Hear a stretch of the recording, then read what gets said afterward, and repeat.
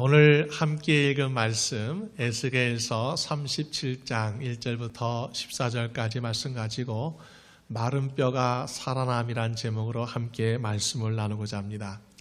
사실 우리는 평화를 누리고 있을 때 감사해야 합니다. 평화를 누리고 있는 시간에는 정말로 이 평화가 얼마나 우리에게 좋은지 잘 모릅니다. 근데 분열이 생기고 평화가 사라지게 되면 그때 그 시절이 참 좋았다라고 사람들은 이야기를 합니다. 이스라엘도 그렇습니다. 하나님의 은혜로 평화를 누릴 때에 정말 하나님께 더 감사하고 하나님을 잘 섬기고 믿었어야 되는데 모든 것을 빼앗기고 난 후에 하나님을 그리워하는 그런 모습을 보게 됩니다. 하나님께서 이스라엘에게 왕을 주셨는데 사울 왕, 다윗 왕, 솔로몬 왕의 시절에는 하나님의 은혜 가운데 이스라엘이 한 나라로 참 평화로운 나라였습니다. 근데 솔로몬 이후에 나라가 북이스라엘과 남유다로 나뉘어지게 되었습니다. 그리고 결국 북이스라엘은 아시리아에서 멸망하게 되었고 그로부터 약 130년이 지난 뒤에 남유다도 바벨로니안 나라에서 멸망을 당하게 되었습니다. 하나님의 백성으로서 자부심과 긍지를 가지고 살았던 이스라엘에게는 정말로 큰 고통과 수치가 되었던 그런 아주 아픈 추억이 있습니다. 남유다가 바벨론에 멸망당할 때에 한순간에 무너진 것이 아니라 3번에 걸쳐서 무너졌다라고 성경은 이야기합니다. 기원전 605년에 바벨론 왕 느부갓네살이 1차 공격을 하였을 때에 그때 이 이스라엘은 남유다는 무너지고 그때 다니엘과 다니엘의 세 친구 같은 그 좋은 젊은 인재들이 포로로 끌려갔습니다. 또 두 번째 기원전 597년에 유다왕 여호야긴 때에 나라를 빼앗긴 그 유다가 바벨론에 보복하고자 독립하고자 시도했다가 결국 또 패해서 이제는 왕과 왕족들과 귀족들이 포로로 끌려갔습니다. 그 안에는 제사장의 아들이었던 에스겔 선지자도 포함이 됩니다. 또 마지막으로 기원전 580년에 이제 마지막 유다왕 시드기야 왕이 이 바벨론에 좀 내란이 있다라는 그런 소식을 듣고 그 기회를 틈타서 다시 한번 독립을 깨하려고 애국과 손을 잡다가 결국에는 바벨론에 완전히 멸망하게 됩니다. 예루살렘의 성전이 불타버렸습니다. 예루살렘에 또 남유다에는 남은 것이 없게 되었습니다. 남유다는 이제 쓸만한 인재, 사람이 없었습니다. 똑똑한 사람은 다 포로로 끌려갔습니다. 그리고 금은 보석과 같은 귀한 그런 보석도 없습니다. 심지어 성전에 쓰이던 성전 기구마저도 보물로 취급되어서 그것마저도 다 빼앗겨 버렸던 그러한 모습을 보게 됩니다. 그들의 신앙의 중심이었던 성전이 불타버려서 이제 남유다에 남아있는 사람들은 그 무너진 성전, 불타버린 집들을 보면서 얼마나 자신의 신세를 한탄하고 비참하게 여기는지 모릅니다. 그런데 남유다에 남아있는 사람들뿐만 아니라 바벨론에 1차, 2차 계속해서 포로로 끌려간 사람들도 마찬가지였습니다. 가끔씩 고향의 소식을 들으면서 그래 이제 우리 고향이 우리의 나라가 이제 힘을 길러가지고 다시 회복해서 우리가 자유를 얻게 되면은 우리가 고향에 돌아갈 수 있겠지라는 그런 기대감과 꿈을 가지고 있었는데 번번이 실패하고 패함으로 말미해서 결국 그들은 독립하는 것을 그런 꿈을 포기할 수밖에 없었고 결국에 자기의 고향에 돌아갈 수 있는 희망을 잃어버리게 되었다는 것입니다. 옛날 우리 조국이 일제시대에 있을 때에 중국 상해 임시정부를 세웠을 때 아마 그곳에 있던 사람들도 비슷한 심정이 아니었는가 생각이 됩니다. 우리의 조국이 독립되면 고향에 돌아가 살아야지라는 그런 희망을 가지고 살았을 것입니다. 그런데 그렇게 소원하고 기다리던 남유다의 회복과 승리에 대한 기대감은 점점 거리가 멀어지게 되었습니다. 예루살렘의 성전이 무너졌다는 것은 그들의 신앙과 그 나라의 존재가 무너진 것과 마찬가지라는 것입니다. 예루살렘 성전과 남유다의 나라가 무너지는 것을 보면서 남유다에 있던 사람들이나 바벨론에 포로 끌려갔던 사람들이 그 가운데서 말하는 것이 무엇이었는가? 하나님의 통치하시는 나라, 하나님의 백성이 이대로 이 땅에서 완전히 사라지게 되는 것은 아닌가? 하나님께 주셨던 그 약속의 땅에서의 축복이 여기에서 끝나는 것은 아닌가라고 그들 마음속에 의심이 들어왔다는 것입니다. 그리고 그 마음속에 찾아온 것은 무엇인가? 바로 절망감이 그들 마음을 사로잡고 있었습니다.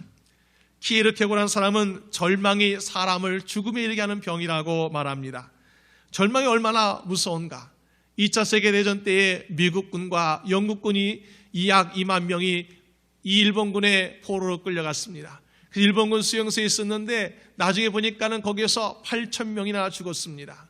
왜 이렇게 많은 사람들이 죽었는가? 원인을 보니까는 거기에 영양실조도 아니고 질병이 아니라 절망이라는 그 질병 때문에 그들이 모두 죽게 되었다는 것입니다. 사실 우리 인생 가운데 절망이 찾아올 때 우리의 인생은 죽음의 낭떠러지에 떨어지게 되는 것입니다. 나라와 민족을 빼앗기고 고향을 잃어버린 유다 사람들이나 또 오늘 여러 가지로 인생의 문제로 정말로 힘들고 절망할 수밖에 없는 우리들의 인생 가운데에서 그러면 우리는 어떻게 살아야 되는가? 여러분, 하나님과 함께 살아가신 여러분 되시길 바랍니다. 하나님과 함께 살아가는 것이 절망을 이길 수 있다는 것입니다. 톨스토이는 인간의 절망은 하나님의 기회이고 인간의 끝은 하나님의 시작이다라고 말합니다. 스펄전 목사님도 하나님의 걸작인 그리스도인들은 고난 중에 절망하지 않고 의연히 서 있는 사람들이라고 말합니다. 이렇게 절망할 수밖에 없는 그런 현실 가운데 우리 그리스도인들은 무엇으로 살아야 되는가? 나의 힘, 나의 지혜가 아니라 하나님의 힘과 하나님의 능력으로 살아가신 여러분 되시기를 주님의 이름으로 축원합니다. 오늘 에스겔에게 그리고 포로로 끌려간 그 남유다 백성들에게 주시고자 하는 말씀이 바로 이것입니다. 그래서 오늘 말씀을 통해서 우리는 우리 인생 가운데 실망과 절망과 포기라는 단어가 사라지게 되길 원합니다. 하나님께 주시는 소망과 기쁨과 희망을 갖게 되시기를 주님의 이름으로 축원합니다. 오늘 말씀 통해서 보고자 하는 것은 절망 가운데서 우리가 가져야 할 바로 하나님에 대한 소망은 무엇인가? 첫 번째로 하나님은 우리의 모든 상황을 다 아신다는 것입니다. 포로로 끌려간 사람들이나 예루살렘 성전이 불타고 있는 것을 보고 있는 남유다 사람들이나 그들이 생각하기를 우리의 하나님은 어디에 계시는가? 그리고 이방인들이 말하기를 너희들의 하나님은 무엇을 하시냐라고 물었을 때에 과연 우리는 어떻게 대답할 것인가 라고 한참 고민하였을 것입니다. 그리고 시편 42편 3절 말씀처럼 그들 마음속에는 사람들이 종일 나더러 하는 말이 내 하나님이 어디 있느냐 하니 내 눈물이 주야로 내 음식이 되었도다라고 말합니다. 사람들이 하나님을 비방하는데 아무 말도 하지 못합니다. 다만 화가 납니다. 그리고 내가 당한 현실의 불행과 고통에 대해서 나는 눈물을 흘릴 수밖에 없다는 것입니다. 이러한 상황 가운데 하나님은 오늘 한 사람을 부르시지 않습니까? 약 25살 때에 바벨론의 포로로 끌려가서 그리고 5년 동안 바벨론의 포로 생활하고 30세 때에 하나님의 부르심을 받은 제상의 아들 에스겔이라는 사람을 하나님은 부르십니다. 이 에스겔을 하나님께서 부르시고 그에게 하나님께서 예루살렘의 이스라엘 백성들에게 원하시는 계획과 미래를 말씀해 주십니다. 그 미래는 예루살렘 멸망도 있었지만 또한 그 예언에는 하나님께서 예루살렘을 다시 회복시켜 주시겠다라는 그러한 희망의 궁극적인 메시지도 포함되고 있는 것입니다. 오늘 하나님께서 회복의 말씀을 예언하시면서 오늘 보이신 것이 모든 뼈가 살아나는 환상을 보여주고 계십니다. 이것은 바로 이스라엘 백성들에 대한 하나님의 마음, 하나님의 계획에 대한 청사진의 시작이 되고 있다는 것입니다. 하나님은 에스겔을 마른 뼈가 가득한 그런 골짜기로 인도하셨습니다. 그 마른 뼈가 상징하는 것이 무엇인가? 마른 뼈는 절망 가운데 있는 이스라엘 백성들을 상징하고 있습니다. 우리가 잘 아는 예수님이 십자가 달리신 그런 아골의 해골과자 같은 그런 것 같은 마른 뼈가 가득한 저주와 심판받은 곳이 바로 이 마른 뼈들이 있는 곳입니다. 다시 말해서 우상숭배에서 그들이 하나님을 배신하고 하나님의 심판과 저주를 받았던 그 이스라엘 백성들이 오늘 마른 뼈와 같다는 것입니다. 그런데 이제를 보니까 그 마른 뼈가 어땠습니까? 아주 심히 말랐다라고 말씀하고 있습니다. 심히 말랐다는 것은 정말로 회복이 불가능한 그러한 모습이라는 것입니다. 마가복음 3장에 보게 되면 예수님께서 회당에 들어가실 때에 손 마른 자를 보셨습니다. 손이 말랐다는 것은 장애가 있고 질병이 있다는 것입니다. 또 마가복음 11장을 보게 되면 하나님께서 열매 맺지 못하는 무화과 나무를 저주하셨습니다. 그리고 그 다음날 보니까는 뿌리부터 말랐다라고 말씀하고 있습니다. 생명력이 없이 죽어가고 있는 것을 말하고 있습니다. 오늘 마른 뼈들의 상태는 어떻습니까? 거기에는 생명력이 없습니다. 회복할 수 있는 가능성이 없다는 것입니다. 우리들의 눈에는 보기에는 그렇습니다. 근데 3절 말씀에 하나님은 이렇게 말씀하고 있습니다. 에스겔에게 물으시기를 이 뼈들이 능히 살겠느냐라고 묻고 계시지 않습니까? 여러분, 저 여러분 생각에 정말로 이 이스라엘 백성들이 바벨론의 포로로 끌려가고 모든 것이 초토화되어 있는 그러한 이스라엘 백성들이 다시 살아나고 다시 회복될 가능성이 보이십니까? 혹시 우리 주변에 절망에 빠진 분들이 계시다면 다시 일어날 수 있는 가능성을 어디에서 찾으시겠습니까? 인간적으로는 불가능하다라고 말할 수밖에 없는 그런 환경 가운데 여러분, 이때 우리는 포기해서는 안 된다는 것입니다. 이때가 정말 중요하다는 것입니다. 우리의 인간의 힘으로는, 인간의 생각으로는 안 된다라고 생각했을 때 그때 포기하는 것이 아니라 바로 하나님을 의지한다는 것입니다. 이스라엘 백성들이 애굽에서 430년 동안 살면서 그들의 종살이하였습니다. 노예 생활하였습니다. 여러분, 한 400년을 한 40년, 50년을 한 세대로 나누고 본다면은 거의 8세대, 10세대가 그 안에서 종살이를 하였다는 것입니다. 어떤 사람은 태어나면서부터 노예였습니다. 어떤 사람은 죽을 때도 노예였습니다. 자손 대대로 그들은 애굽에서 노예 생활을 해야만 했습니다. 그런데 여러분, 그들의 인생을 거기서 포기했습니까? 그들이 하나님 믿는 신앙을 포기하였습니까? 포기하지 않았습니다.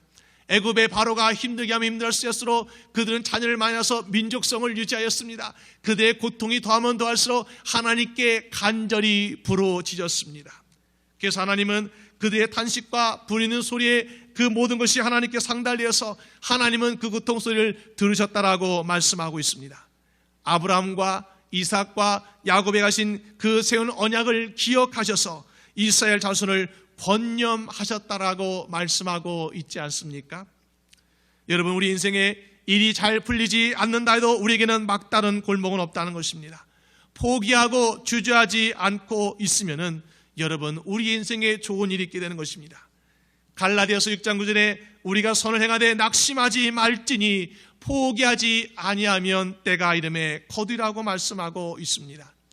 하나님께서 저와 여러분을 번념하신다는 것은 저 여러분의 처지와 형편을 생각하시고 관심을 한 사람 한 사람, 한 심령 한 심령 관심을 가지기 시작하신다는 말씀입니다. 오늘 바벨론의 포로로 끌려간 이스라엘 백성들도 마찬가지입니다. 그들이 비록 우상 숭배의 죄로 인해서 여러 가지 고통을 당하고 있지만은 하나님의 마음은 어떻습니까? 하나님의 마음은 항상 그들을 권념하고 계셨다는 것입니다. 그래서 그들이 바벨론의 포로에서 약 70년간의 포로 기간을 마친 뒤에는 하나님께서 그들이 원래 이스라엘의 모습보다도 더 영광스럽고 더 축복된 모습으로 하나님께서 회복시키고자 하는 그런 계획을 미리부터 가지고 계셨다는 것입니다. 여러분, 처음부터 하나님은 어떻게 했습니까? 이스라엘을 생각하셨습니다. 이스라엘을 사랑하셨습니다. 그들의 관심을 가졌습니다. 그들을 약속의 땅으로 축복하시고 인도하신 하나님께서 그들을 항상 생각하시고 사랑하셨는데 문제는 어디 있는가? 바로 우리의 인간들에게 있다는 것입니다. 우리가 하나님을 잊어버렸습니다. 우리가 하나님의 관심과 사랑의 울타리, 보호하는 울타리 안에 벗어나고서는, 밖에 있고서는 우리 하나님은 어디에 계시는가 하고 찾고자 있다는 것입니다. 저 여러분이 오늘 하나님의 인도하심과 보호 안에 살아가려면 어떻게 되는가? 다시 하나님의 보호와 관심의 울타리 안에 들어가야 한다는 것입니다. 하나님께서 나의 목자가 되시고 나의 인생의 주관자가 되시고 나를 살피시고 나의 공급자가 되시는 믿고 하나님 안으로 다시 들어가야 한다는 것입니다. 세상의 힘과 우상 숭배가 결국에는 나에게는 아무런 도움이 되지 못한다. 오직 우리 하나님만이 나의 힘이시요 나의 구원이시라는 믿음을 가지고 하나님을 믿어야 한다는 것입니다. 그럴 때 우린 다시 회복된 인생을 살아갈 수 있습니다. 예레미야 31장 20절 말씀에 에브라함은 나의 사랑하는 아들 기뻐하는 자식이 아니냐. 내가 그를 책망하여 말할 때마다 깊이 생각하노라. 그러므로 그를 위하여 내 마음이 측은한 즉 내가 반드시 그를 긍휼히 여기라 말씀하고 있습니다. 하나님은 이스라엘 백성들에게 만나를 주시고 공급해 주셨습니다. 축복하셨습니다. 약속의 땅을 주셨습니다. 그리고 때때로 이들이 우상숭배를 할 때마다 하나님은 책망하셨습니다. 하나님은 한순간도 그들을 미워하신 적도 없으시고 한순간도 그를 버리려고 하신 적도 없습니다. 하나님은 그들을 사랑하셨고 생각하셨다는 것입니다. 그들을 측은히 여기시고 불쌍히 여기셨다는 것입니다. 여러분, 이 하나님의 사랑이 오늘 저 여러분에게 함께하고 계심을 믿으시기 바랍니다. 우리가 어떠한 어려움과 힘든 일 가운데 있다 할지라도 하나님이 나를 생각하시고 하나님이 나를 보호하시고 함께하심을 잊지 않는 기억하시는 저 여러분 되시길 바랍니다. 그래서 하나님께 주시는 위로와 용기 가운데서 우리가 절망하지 않고 모든 일 가운데 승리하시고 또 이기시는 저 여러분 되시기를 주님의 이름으로 축원합니다. 모든 것이 하나님을 상황을 아신다라는 것, 그것을 잊지 말아야겠습니다. 두 번째, 하나님은 모든 상황을 바꾸실 수 있다는 것에 우리는 소망을 걸어야 됩니다. 오늘 본문의 상황을 보게 되면 하나님께서는 마른 뼈와 같이 절망적에 있는 상태에 있는 그 이스라엘을 하나님은 말씀하고 계십니다. 근데 이스라엘 백성들은 천연시 너무나 절망적이었습니다. 그래서 오늘 본문 11절에 말씀하기를 이 뼈들은 이스라엘 온 족속이라 그들이 이르기를 우리의 소망이 없어졌으니 우리는 다 멸절되었다 하느니라라고 고백합니다. 너무나 그들의 당한 현실이 기가 막힙니다. 나라를 빼앗기고 주권을 빼앗기고 많은 젊은 자녀들을 빼앗기고 성전의 기물들을 빼앗기고 성전이 불타버렸기 때문에 더 이상 예배드릴 것도 없고 더 이상 의지할 것도 없는 다 빼앗겨버린 그러한 허탈한 심정에 있는 사람들이었기 때문에 그들은 절망할 수밖에 없었다는 것입니다. 마치 욥이 모든 재산을 잃어버렸습니다. 자녀를 잃어버렸습니다. 또 자기의 건강도 잃어버렸습니다. 그리고 욥기 17장 15절에 고백하기를 나의 소망이 어디 있으며 나의 소망을 누가 보겠느냐라고 고백했던 것처럼 정말로 이스라엘 사람들은 그들의 소망을 잃어버리고 지금 한탄하는 그런 모습을 보게 됩니다. 여러분, 우리의 마음과 우리의 생각에 왜 소망이 없다라고 생각합니까? 우리가 보기에는 더 이상 좋게 변화되거나 가능성이 없다고 생각할 때 우리는 소망을 잃어버렸다라고 말합니다.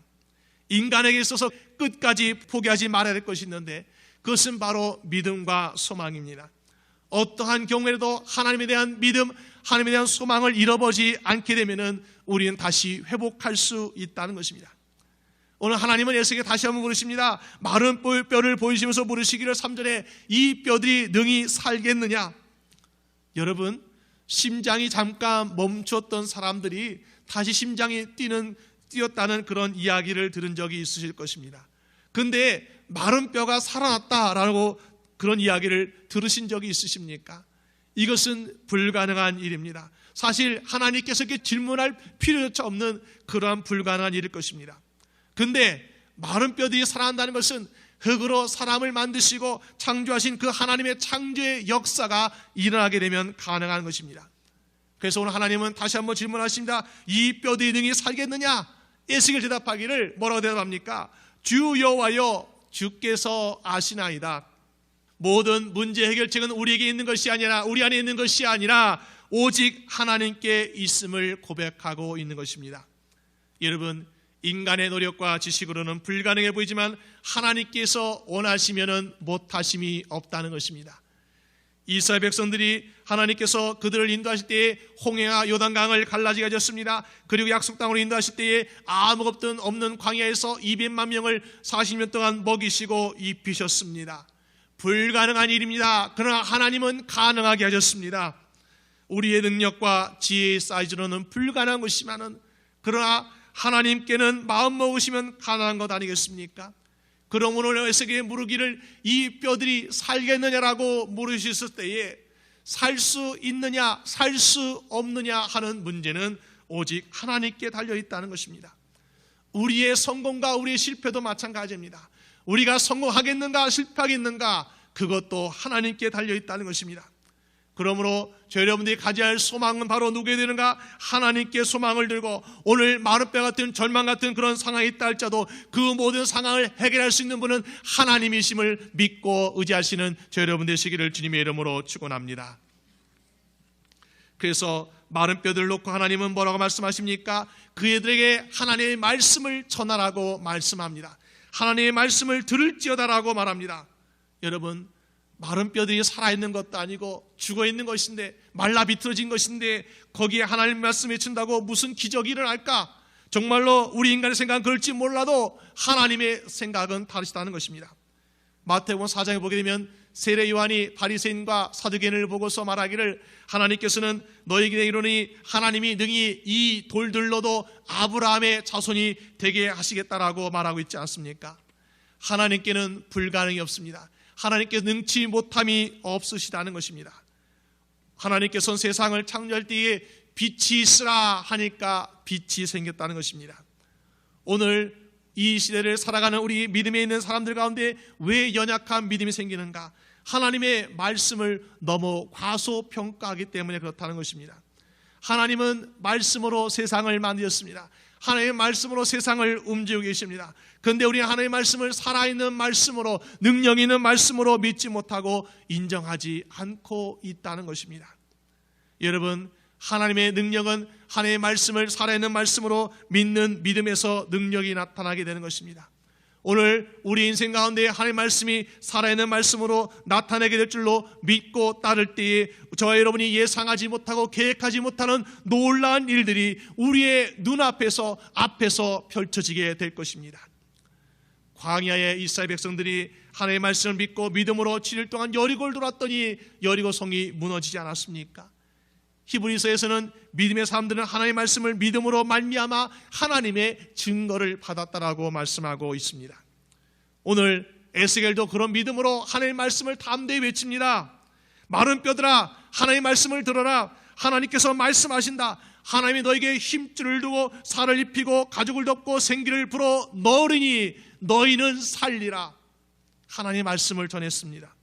여러분, 에스겔이 이렇게 하나님의 말씀을 외치니까 어떻게 되었습니까? 아무것도 변화가 없었습니까? 하나님의 말씀을 그대로 전하니까는 뼈들이 서로 자기 조각을 맞추어서 서로 연락하였습니다. 조립이 되었습니다. 그리고 뼈에 힘줄이 생기고 살과 가죽이 덮이게 되었습니다. 모든 것이 온전한 모습으로 회복되었다는 것입니다. 오늘 마른 뼈 같은 삶을 살아가는 우리에게도 하나님의 말씀이 임하게 될 때에 이러한 회복이 일어나게 될 줄로 믿으시길 바랍니다. 하나님의 말씀이 이루어질 때 우리는 새롭게 변화되는 놀라운 역사를 체험하게 되는 것입니다. 이렇게 말씀대로 새로운 모습을 갖추었습니다. 그런데 한 가지 부족한 것인데 그것은 아직 움직이지 못한다는 것입니다. 왜요? 거기는 아직 생명이 없기 때문에 그렇습니다. 하나님께서 사람을 만들 때 흙으로 사람을 지으시고 거기 생기를 그 코에 불어넣으시니 사람이 숨을 쉴 수 있는 존재가 되었습니다. 우리 마르뼈 같은 심령에는 바로 그런 생기가 필요합니다. 여기에서 생기라는 것은 히브리어로 루아라인데 이것은 호흡, 생명 또는 성령을 의미합니다. 여러분, 하나님의 말씀과 함께 성령님께서 역사하실 때는 모든 죽었던 것이 다시 살아나는 놀라운 역사가 일어나게 되고 마른 뼈가 살아 움직이는 역사가 일어나게 되는 것입니다. 그러므로 우리의 심령에는 성령 충만한 삶이 필요한 것입니다. 이스라엘에게 있어서 그들은 땅을 잃어버렸습니다. 재산을 잃어버렸습니다. 재산과 또 집과 자녀를 잃어버렸습니다. 그런데 가장 더욱더 소중한 것은 무엇입니까? 그들이 과거 이전에 그 70년 동안 하나님의 주시는 즐거움과 기쁨을 찾지 못했다는 것입니다. 성령님께서는 우리의 상한 심령을 찾아오셔서 우리를 치료하시고 우리를 회복시켜 주십니다. 우리의 마음에 우리의 가지고 있는 모든 물질만 회복되는 것이 아니라 우리의 상한 심령도 치유되고 회복되는 역사가 일어나게 된다는 것입니다. 오늘 하나님은 마른 뼈가 사는 환상을 통해서 바로 그 약속을 해주시고 계시는 것입니다. 그러므로 지금 바벨론의 포로 끌려갔다고 해서 절망하거나 포기하거나 실망하지 말라고 말씀합니다. 시편 39편 7절 말씀에 주여 내가 무엇을 바라리요 나의 소망은 주께 있나이다라고 고백했던 것처럼 여러분 어떤 환경에 있다 할지라도 어떤 어려움과 문제에 있다 할지라도 저와 여러분의 소망은 오직 주께 두시는 여러분 되시기를 주님의 이름으로 축원합니다. 우리가 어떠한 상황에 있다 할지라도 하나님께서 회복시켜 주시는 그런 소망을 가지게 될 때에 여러분의 모든 일들이 여러분의 모든 실패했던 여러분의 모든 문제가 주 안에서 이루어지게 되는 것입니다. 우리의 눈으로 그 소망이 이루어지는 것을 보게 되는 것입니다. 혹시나 여러분 가운데 이렇게 마른 뼈같이 생명력이 없거나 아니면 마치 죽지 못해 사는 같은 그런 어려움 속에 계십니까? 오늘 하나님께서 에스겔에 보이시는 환상처럼 정말 우리 하나님께서 말씀이 우리 인생 가운데 임하시게 되면 다시 살아나고 회복된다는 그런 크고 영원한 소망을 가지시며 날마다 이기시며 승리하며 살아가시는 여러분 되시기를 주님의 이름으로 축원합니다.